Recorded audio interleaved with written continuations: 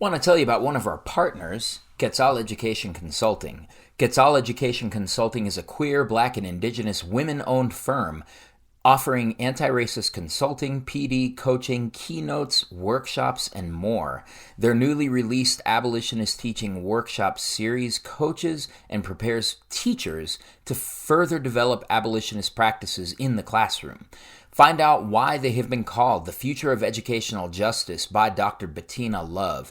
You can book a free consultation with Quetzal by calling 510-397-8011 or visiting quetzalec.com. That is QUETZALEC.com.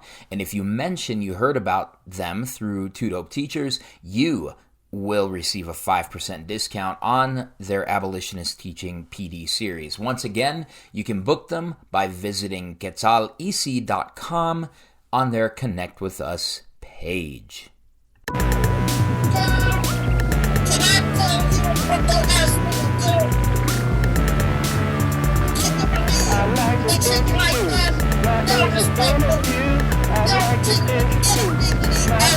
Hi everyone, and welcome back to another episode of the Exit Interview. Today I'm rolling solo dolo as Kevin is helping out someone with a broken dishwasher. So if you forgot, my name is Dr. Asia Lyons, newly Dr. Asia Lyons, and I am here with a special guest, maybe I'm manifesting it. I'm saying Dr. Stacey Brandon. Hey, maybe so. Maybe so. So I'm here with Stacey Brandon, good friend of mine, a part of my education journey, definitely someone I've probably spoken about on this podcast several times. And she's just here to share her exit interview story. So glad to have you on our podcast today, Stacey. How are you today? I am great, Asia. It's been a long time coming to get to this point to have this conversation with you. So yeah, I'm excited about it. So you were in the same school district your entire career? Yeah, one school district, multiple schools. Tell us about that part. Schools. Yes. So the school district that I went into, it was one of those things, and I believe, you know me, Asia, I believe everything is for a reason. I have a deep faith in God. The things that lined up in my life, even in that district, were because I was supposed to have all of those experiences. So how I got my job, totally crazy. And I wouldn't say crazy, it's all God. And so I was getting ready to graduate. And like I said, I actually was doing my internship in another district and knew I wanted to be a school social worker. I happened to call the district that I spent 28 years in. I called the director of mental health at that time. And you can't get through to people like that ever. Yeah, no, that's And I did. I had a conversation with him and he said, why don't you come in and meet me, right? Now I probably think back on it and I'm like, he heard that I was Black. They probably were looking for Black educators. I'm just saying. I think the same thing. I'm like, I got hired the same day. I'm so special. No, honey. He knew. Yes. And then of course he probably say, I thought she was Black, and then found out I was Black, and then I was hired. I mean, I wasn't hired. I was sent over to another school, to meet the principal and kind of, but I knew I would have to interview. So I interviewed there, wound up getting, as social workers and school psychologists, what happens is in a lot of districts, you get, a certain amount of FTE, you're not full-time. So I was hired like 3.5 days. And by the end of the summer, I had a full-time position in 2 different schools, at an elementary and a high school. And I spent like 4 years at the high school, and then at the elementary school, I spent 12 years. But it was just what I wanted. And it was so interesting at that time. So many people said to me, well, you should be working in, DPS. And because that's where our Black and Browns and Indigenous students are. And I would always say, well, we've got kids that look like me where I'm at. And they need us also. Exactly. So it's, yeah. And what was wonderful about the school that I was in was that they were the quote unquote demographics were changing while I was there, Okay. which is coded language for more Black and brown students were moving in. And Yeah. at that time, so one of the first years, or one of my first internship is at in social work school. You do two kind of practicum internships. My first one was at where I was working at the time. I was working at a program called Family Futures, which was really about helping young moms and women to further their education, and they gave them all kind of monetary support and support around their parenting and things like that. And so I was a child development specialist or whatever. And I would go into homes. I was a home visitor. So I would go into homes Nice. to talk about age appropriate child development activities. So what's funny, Asia, was, so one of the things when I became a social worker in this district, one of the first things, I was hired to do also was a little part of my job was working with Head Start, because Head Start was just coming to that district. And so home visiting, if anybody has been in Head Start knows, home visiting is a huge part of their programming. And actually how they mandated it for Head Start was a lot of in-person home visits, things like that. So I would home visit in that elementary school, not only with the Head Start preschool families, but also with just this families. And people were like, are you crazy or whatever? And I was like, well, I was a home visitor in Northeast Denver. I mean, you talking about Aurora, Yeah. right? Yeah, and that's how I met so many families. I remember, now this would never happen. I would have families in my car. I had a car seat because I had babies by then. Because while I was in the first few years, I had two more kids. But I'd have a built-in, car seat, and I would be taking families over to admissions to get them into school, almost, because to me it was crazy. It was just like where the admissions buildings were compared to where our neighborhood was. Most families were prohibited. They would have to use transport, what do I want to say, public transportation. Yeah, or And they taxis couldn't or get something. there, or if they had to take, this was before, we did a lot of work with faxing and scanning and emailing and all of that. And people didn't have computers in their homes. And so it was literally go pick up families, take them to get enrolled. I remember even taking them down to get birth certificates at and the birth certificate place, or the licensing place, was in Glendale at that time. Just I can just look back on so many things that I did that probably you can't put families in cars anymore, or transport kids or transport children. It was, to me, a true social worker position, not just a school social worker. It was, to me, like what was happening in as a caseworker for social services sometimes. Yeah. I have a good friend, Rakisha Groves, and shout out to Rakisha if you're listening. She's a social worker, and she just transferred over to working at the state level. But she talks about when she was living back in Michigan, putting kids in the cars and driving families over to different places, and like doing home visits and things like that. I remember when I left student teaching, when I went into the district, I was like, oh, I'm going to get to do home visits, and no one did them. And I was like, what? I thought and then it just never happened. So yeah. And then, so thinking about it, how long were you a social worker? And then how long was that? It's interesting. I think social work is still in my blood. I still believe I'm a school social worker.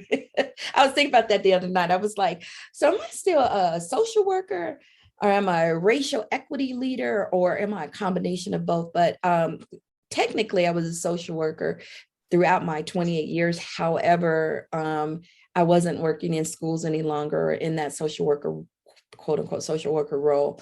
So I did that for 17 years, and then almost 18 years, and then went into Well, first I became a PBIS coach, public, what is it? PBI, I was going to say public broadcasting. No, it's not. Positive behavior interventions, or which I don't specialist. I don't know anymore. Yeah, PBIS, and I don't agree with that philosophy anymore. So if anybody's listening and you're like, how could you have done that as a Black school social worker?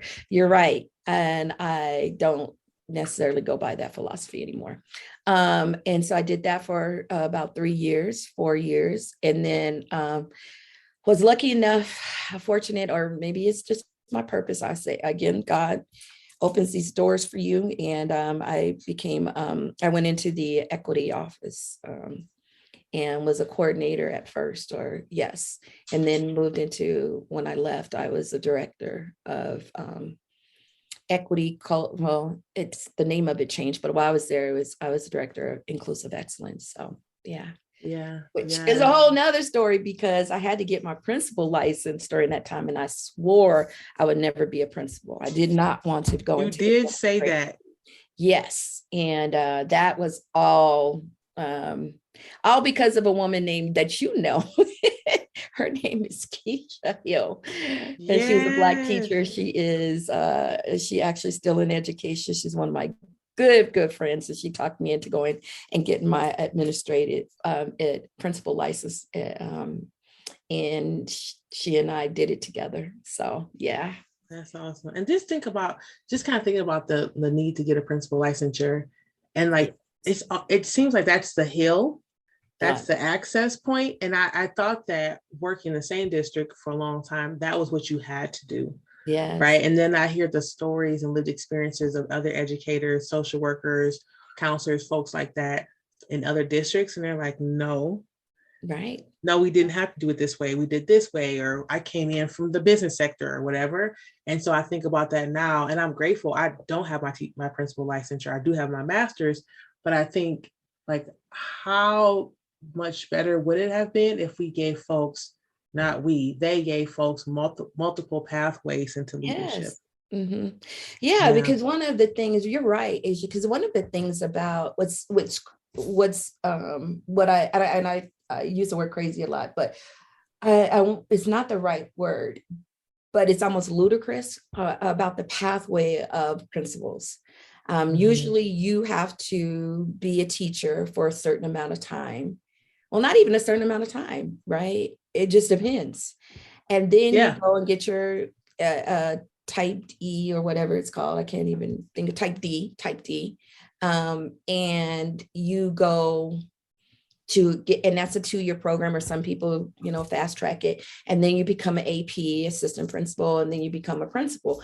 But it's almost backwards, because you don't really have to spend a lot of time in the classroom teaching before you become a principal. And you want to do it at the right way, because if you're out there and you know what I'm talking about as an educator. So if you spend 12, 13 years in the classroom and decide, I want to be a principal now, you take a pay cut when you go become a principal, right? Yes. Specifically in the district that we were in, that's how it worked. Yeah, and a lot of districts. And then you become a principal, right? Mm-hmm.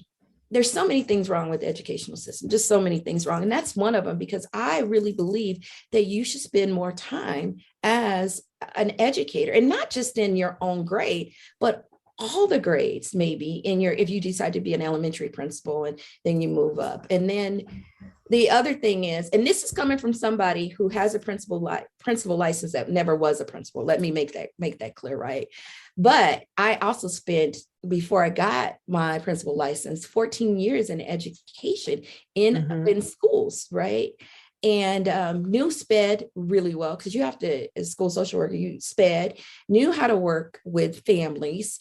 Who do they call first when there's conflictual, or parents who are breaking down, or students who are breaking down? I call the mental health in, right? You have to. I had to deal with discipline. That's part of the reason I became a principal, because I was left in school as a de facto principal most of the time because principals were out of the buildings. And at that Mhm. time, they didn't have a lot of assistant principals in the schools that I was in. So I was handling behavioral kinds of things, which I didn't necessarily agree with, because I think a social worker operates differently from a principal in a disciplinary matter. Sure. Right. And you can't do both of those positions. Anyway, I could go on and on about that. But what I found when I went to get my licensure, that and I'm not trying to push shade on teachers at all. Teachers have the hardest job in the world. But when I was getting my principal license, I realized that if you are just having one kind of view of the class, you only know your classroom, right? Yeah. At that time that I was getting my principal license, people don't encourage you to look at other classrooms. You go in your classroom, you close the door, and you take care of your kids. Mhm. So that's something that's wrong too with the teacher licensure programs too. They should give opportunities to look at other ways of teaching. And I would be in class and folks wouldn't know special ed procedures, which goes into law. Like, you have to know the Yeah. law. You have to know due process and disciplinary things. You have to know all of that. And I felt like I knew a lot of things about how to calm parents down. I knew about culture and climate of a building. I knew about culture and climate of classrooms, because I could walk in classrooms and see right away if this was a teacher that was engaging kids, or this was a teacher that was losing kids. And especially Black and brown kids, right? I think that was one of the things that I felt like those are the kids I would always have to come get. Yeah. You know, Yeah, yeah, it I'm was always sure. in the hallway. You know, there's a predictability to that. And I thought, these folks are going to be principals and still are missing the importance of culture, climate, of building relationships with kids, about building school climate, and a school that recognizes all children, that is not based on your limited view of, because let's be real, most folks who go into education because education has been good to them. That is true. Replicate what they see. So if you're a white teacher and you had an amazing experience in school, there's a reason why we have white females that are predominant in the teaching field. They have had, for the most part, and I know people will be like, you can't just generalize that. No, I grew up with white girls who had excellent experiences in schools. I went to graduate school with white girls who had excellent experiences in schools. And I actually was an educator with white women who perpetuated the same experience that they had, which was excellent, with their kids. And anybody that falls outside of that, they don't do as well. Mm-hmm. Yeah, I teach, the audience I think knows this, I teach at CU Denver, and I teach a course for first year, typically freshmen, some sophomores, pre-service educators, always white girls. This semester, I have a mix of Latina and white girls, and one Black girl. I've taught there 6 semesters, no Black men, no brown men, 2 white men. And it is the same when you ask them why education, why teaching. My family is full of teachers. Something traumatic happened, and now they want to change the system because their brother was bullied or something, or they love kids. Yep. It's just like over and over and over again. And I have a few that will say things like, I already changed my major once and I can't change it again, or my parents will be mad at me. Right? But you're right, it's the exact same white woman story over and over again. Yep. Just constantly, right? And which is why this is my last semester teaching. My work is on Black educator wellness. It's not here to like continue to push white women and their agendas through education systems. Yes. So let me ask you a question, because we can be here all day, just like you said. Right. We're at this place where you're saying like, well, now I'm doing different work. And so the question we always ask on our show is, So what was like the last straw? How did you know it was time to leave the particular district you're working in and do something else? Ooh, that would be a whole nother story too, but I'll try to be brief around that. So you've known me for a while, and I was burnt out a long time ago. I just didn't know it, and maybe I knew it, but I was just fearful of it. I hadn't faced it.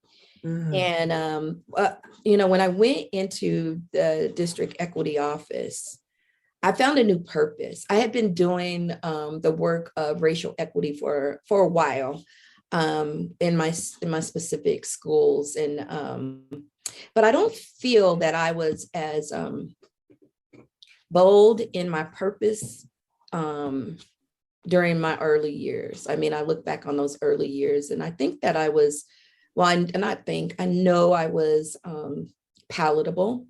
I was the Black woman who would talk about her Black experiences, and make sure that I was. I always had affinity for Black kids and Latine, I like kids, and just kids of color. I would always gravitate to them and have an affinity for spaces and in parents. But I didn't think that in meetings and things I spoke up enough. And I remember one of my first times speaking up was when Trump was elected. No, not when Trump was elected. When Obama was elected. And I love that. I know. I was in a space, and the white educators, the day that Obama won, it was a beautiful day for Black. No, despite what you feel about Obama now, at that time it was like, wow, we have actually a Black man who has been elected president. We see a Black family, right? And so Black folks were rejoicing. All of my family, the folks that I know, were all rejoicing. And I went into this. So this is probably the first straw that I was like, yeah, this is not for me anymore. And I went into it was staff meeting, and the white folks, not all of them, but some of the white people in there were, visibly mad, visibly upset and everything. And I remember standing up. I don't know what was said, but I remember standing up and saying, I don't care what your political, affinity is. I'm paraphrasing this, and I don't care that you may be upset, but I will tell you that 99% of Black folks, that means most of the children in your classrooms, and my youngest son was going to school at the school I was at that time, this is an extraordinary day. This is a historic day, and they are celebrating today. So whatever your feeling is, you've got Black kids sitting in your classrooms that are excited and were cheering last night. So how dare you take away their joy? And I remember that was the first time I was like, oh, Stacey, you went there. Out loud, right? Yeah. And I was like, yeah. And then that same year remember when Obama went to speak to all the educators. Went to speak to all the nation's school kids. And we had folks opting out from the president speaking. And we had folks in my school, teachers that were saying, I'm not going to play him. And I was like, yeah, this is not for me. This is not for me. Because my son was in one of the classrooms that they were thinking about opting out. And I was like, nope. Yeah. And so I was like, okay. So that was the start. That was when I was a social worker. And then when I went to the equity department, I was really excited to be doing the work of racial equity, to centering race.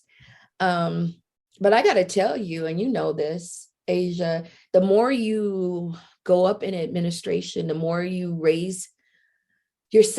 not raise yourself, but the more that you enter into those sacred, quote unquote, sacred places of higher administration, you see some mess.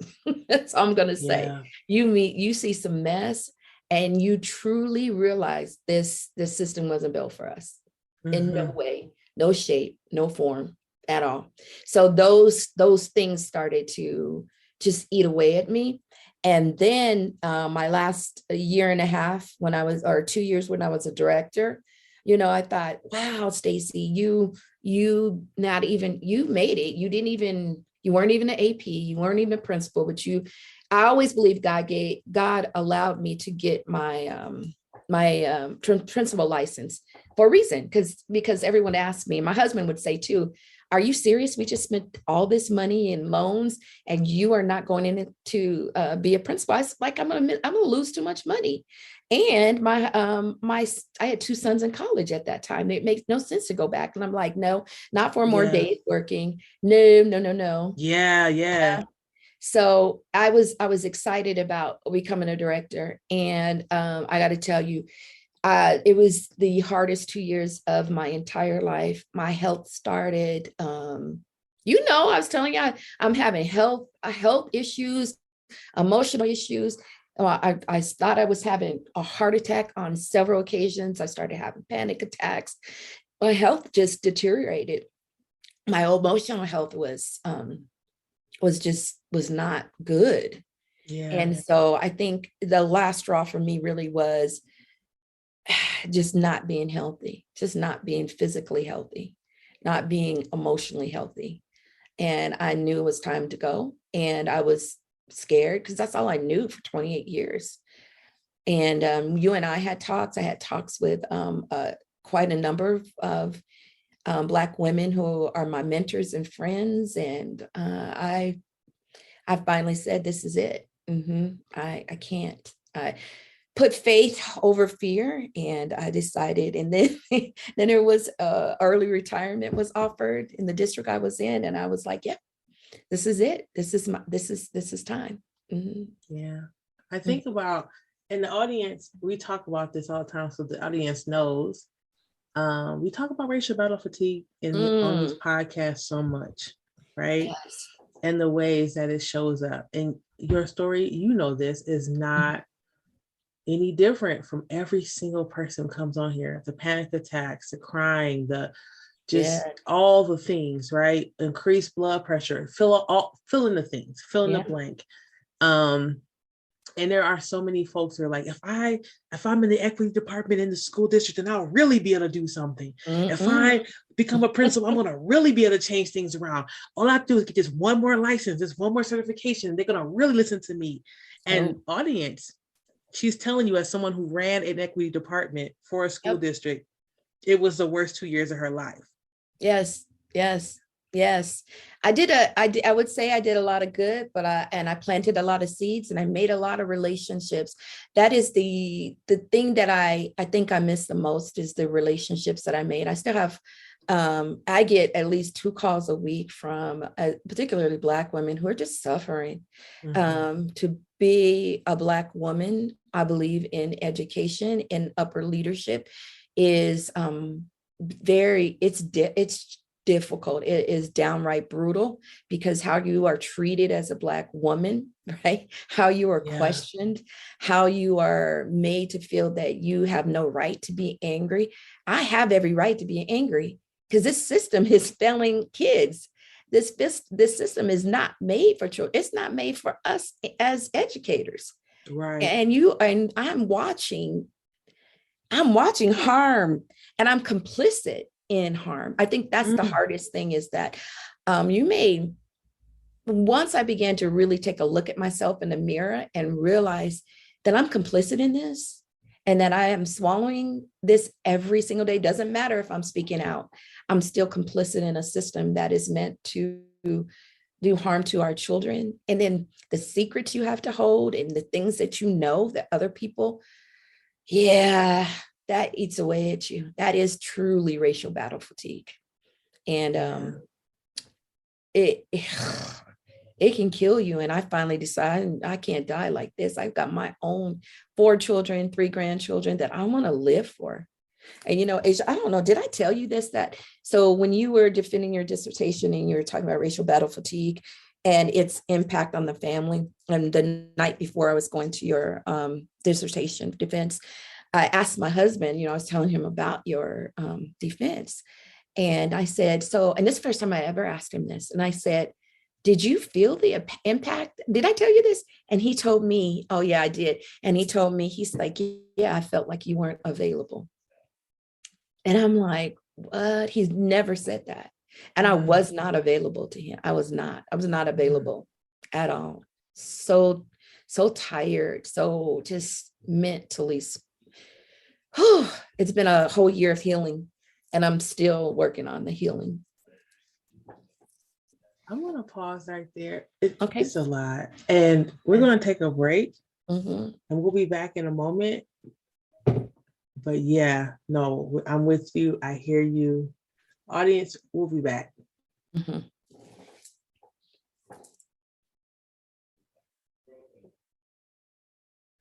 All right, folks, we are back from our break. And we're here with Stacey Brandon again, telling her story. And so, Stacey, we left off with you basically deciding it was time to go. Yep. It wasn't worth your health. You talked about your husband saying that you weren't available.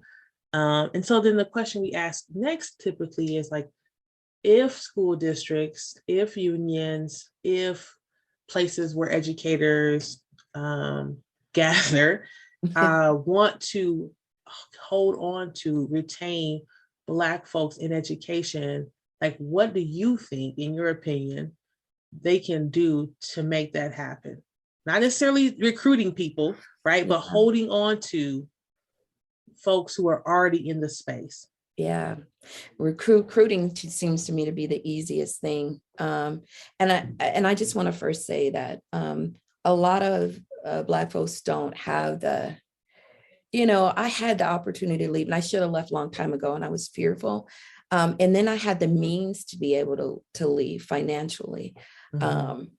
And everybody doesn't. And I recognize that. And I just want to say that, and there were times in my life that I could not have left. We were raising 4 children, all of those things. And I think I know that God sustained me to be able to leave. He was also preparing me for this. But you also don't want to die too, right? You don't want to die while you're trying to make your pay the bills. You just can't. So to answer your question, I've thought a lot about that around retention. Somebody told me the other day that retention isn't even the word that we should be using, because you're right. It has some connotation. Now, I don't know what the word around ownership. Oh, yeah. Were we talking about that? Somebody was talking about ownership. No, I'm glad you mentioned that. So a good friend of mine, Dr. Trinidad, actually told me that. And I was like, oh, yes. Yeah. And then I'm glad. I'm going to change my question in my interviews from now on. Yeah, because that does, it's like the connotation of ownership. Yeah. And I think that really is a piece of what it's going to take is, for one, you're not owned by a school district. You're not. They don't own you. They have no rights to. And as long as we have that mentality, like they can tell me what to do and how to do it and when to do it, and I'm just going to show up and do what they say. I think once you realize that you are free, that you want liberation, that is the goal. You're no longer scared to speak your truth and be authentic to yourself. I realize that people have to stay for whatever reasons. And so if that is what you have to do in the meantime, I'm really big on strong sisterhood bonds, right? Of being able to get with your sisters in a space and not just focus on, oh, this is what's hard and this is what's challenging, but really start to bring some joy practices, some healing practices, some breathing practices together. And you can't do it alone. We as Black folks weren't meant to do this alone. We need to get back to our original ways of being, because they stripped that from us at such a young age. From kindergarten on, we're told that you are an individual and you don't need anybody else. No. We need each other. So if you're going to survive in a school district, go seek out those people that you can trust, for one, because that's one of the things that I know that happened to me, is that I can't trust nobody up in here, for one. My white colleagues are having what are those Friday night FACs? They're going to each other's houses. And, I never did that stuff because my mom taught me like our personal business stays our personal business. I'm not Facts. coming in here Monday telling you all about what happened to me over the weekend. No. And that is harmful to us or to me. But if I had a network of sisters and I developed that, right? I can call them and say, hey, this is what's happening to me. Can we talk? Can we have a drink? Can we have some coffee? That is one of the things going to sustain you, but also just making sure that for me, meditation started happening a lot more regularly so I could spend time with God and I could spend time with myself. And, I think the other thing is when you have a family, you believe you have to give everything to your family. So you're giving to work, you're giving to family. And I lost myself in that. And so I would advise especially Black women, is that we need that space, that sacred place for ourselves too, because we give so much away. And we're told that that's how you have to be as a strong Black woman. And it's not true. You can ask for help. You can tell people I'm suffering. You can ask for, I just need just 2 minutes of your time where I just need you to breathe with me. Those things. I don't think the system can do it. I don't think you can look to the HR department or the equity office, or you can't.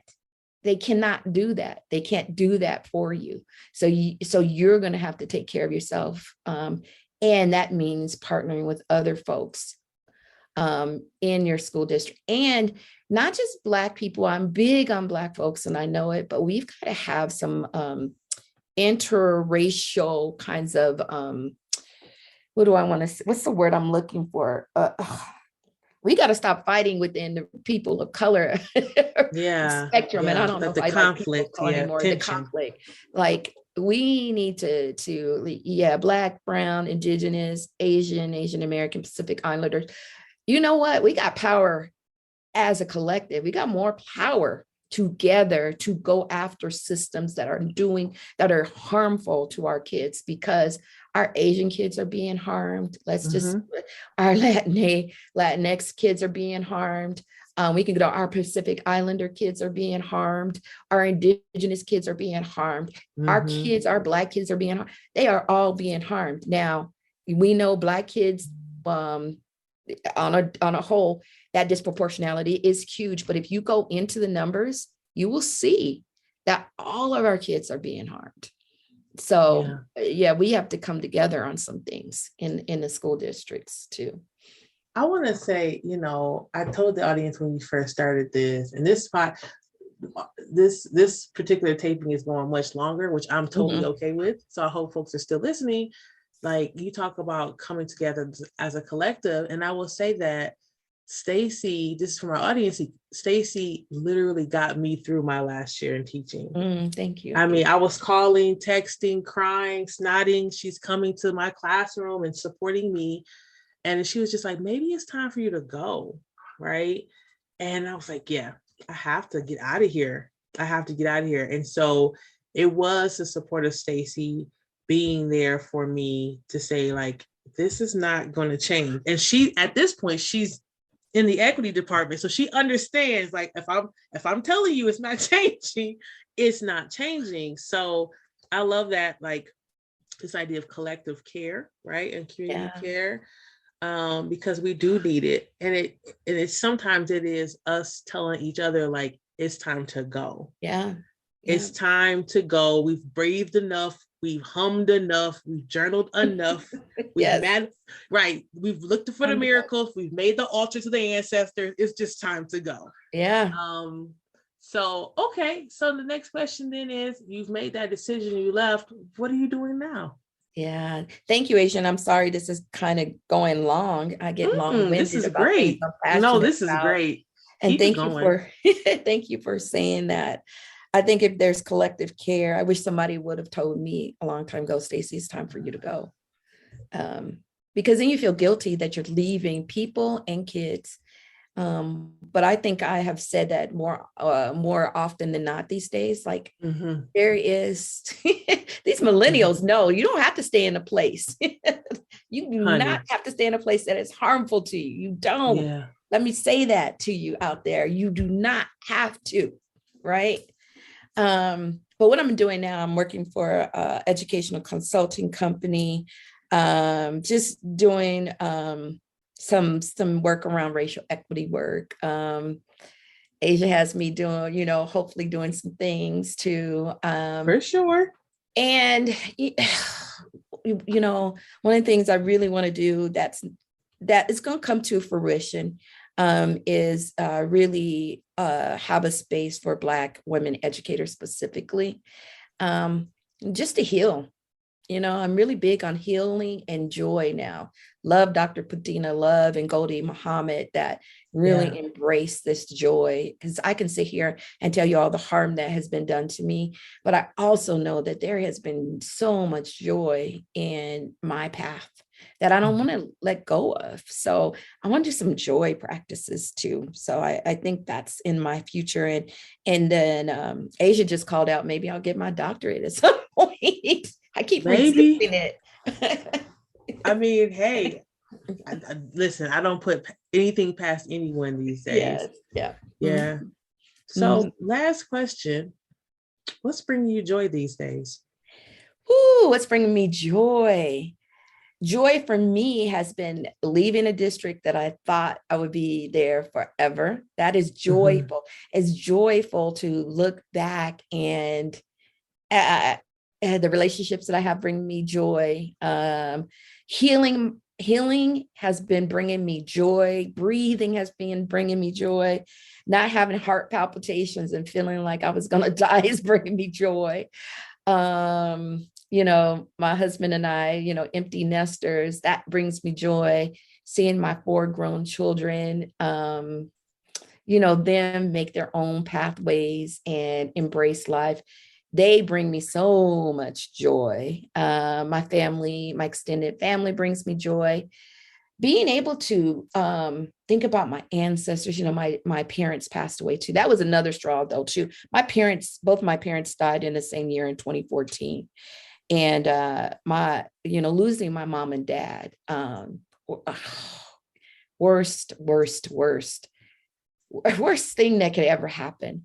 But just being joyful that I have 2 parents that just loved me very much. Like I said, my dad was out of my life for about 10 years, but I knew him at the end, at the last 30 years of my life or of his life. So he brings me joy knowing him, that you can repair broken relationship. That brings me joy.